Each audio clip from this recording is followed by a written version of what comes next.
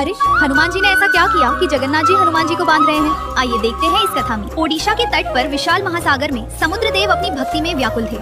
उनका हृदय भगवान जगन्नाथ के चरणों को छूने की तीव्र इच्छा से भरा हुआ था। इतनी प्रबल भक्ति में उन्होंने अपनी लहरों को असीम गति दे दी, जिससे पूरे तट और पास के शहर में भारी हलचल और भय फैल गया। लोग समझ नहीं पा रहे थे कि इस विनाशकारी लहर को कैसे रोका जाए। समुद्र देव की लहरें लगातार बढ़ती जा रही थी। शहर के लोग अपने घरों में सुरक्षित होने की कोशिश कर रहे थे, लेकिन संकट कम होने का नाम ही नहीं ले रहा था। भगवान जगन्नाथ सोच में पड़े कि समुद्र देव को कैसे नियंत्रित किया जाए और शहर को सुरक्षित रखा जाए। तब उन्होंने हनुमान को बुलाने का फैसला किया। जगन्नाथ जी हनुमान से बोले, हनुमान, तुम्हारी शक्ति इतनी महान है कि तुम ही समुद्र देव को नियंत्रित कर सकते हो। यदि तुम समुद्र देव को रोक दोगे तो शहर सुरक्षित रहेगा।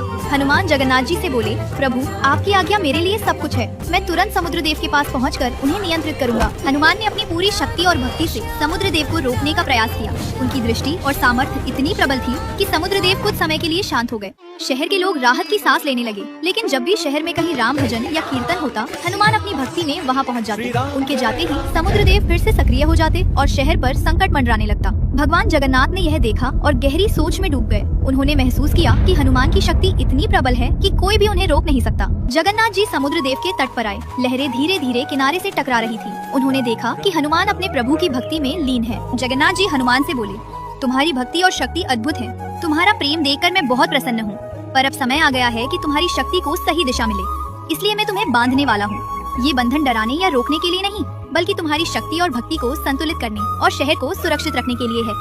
हनुमान थोड़ी देर चुप रहे, फिर उन्होंने सिर झुकाकर कहा।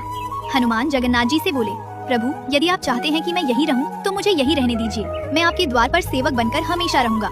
आपकी रक्षा और सेवा ही मेरा जीवन है। जगन्नाथ जी हनुमान से बोले, तथास्तु, तुम यही रहोगे, सेवक बनकर, रक्षक बनकर और साक्षी बनकर। यही तुम्हारा वरदान है। इसके बाद भगवान जगन्नाथ जी ने भगवान हनुमान जी को बांध दिया।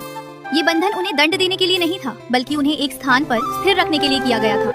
भगवान हनुमान जी ने बिना किसी संकोच के इस बंधन को स्वीकार किया, क्योंकि उनके लिए प्रभु की आज्ञा ही सर्वोच्च धर्म थी। समुद्र देव की हल्की हल्की लहरें अब धीरे धीरे किनारे को छू रही थीं, और हवा में प्रेम और भक्ति की सुगंध हमेशा बह रही थी। यही स्थान बाद में हनुमान मंदिर के रूप में प्रसिद्ध हुआ। लोग यहाँ आते, भगवान हनुमान जी की भक्ति करते और अनुभव करते कि ये केवल पूजा का स्थल नहीं, बल्कि सच्ची भक्ति और शक्ति का अद्भुत संगम है।